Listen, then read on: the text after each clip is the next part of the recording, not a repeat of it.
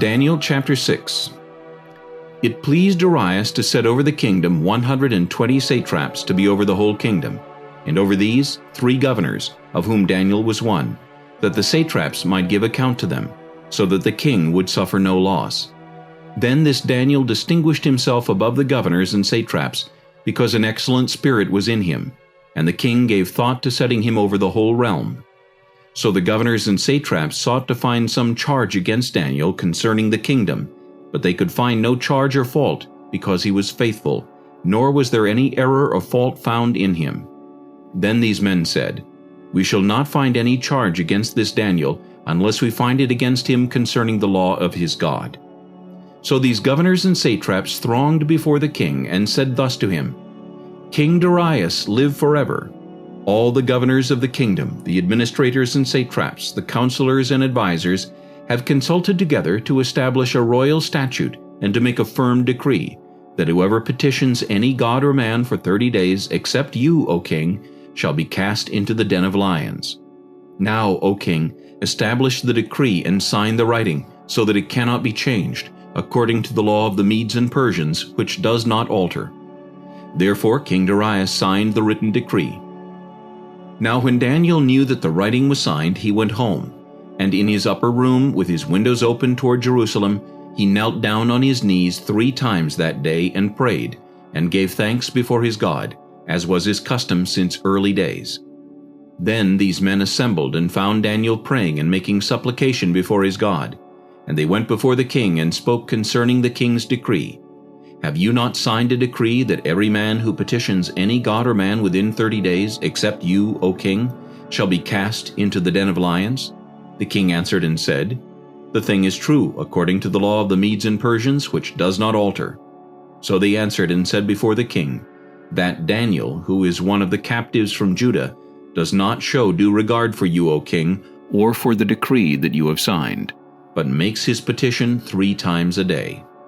And the king, when he heard these words, was greatly displeased with himself, and set his heart on Daniel to deliver him, and he labored till the going down of the sun to deliver him.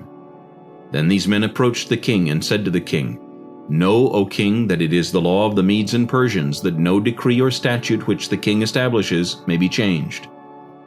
So the king gave the command, and they brought Daniel and cast him into the den of lions.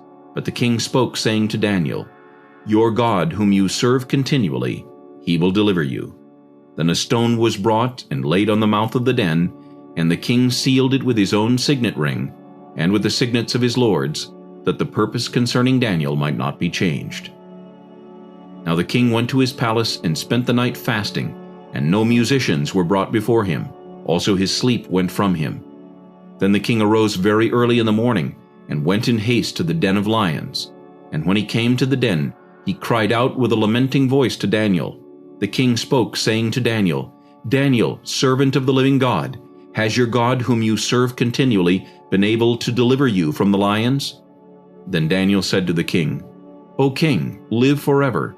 My God sent his angel and shut the lions' mouths, so that they have not hurt me, because I was found innocent before him, and also, O king, I have done no wrong before you."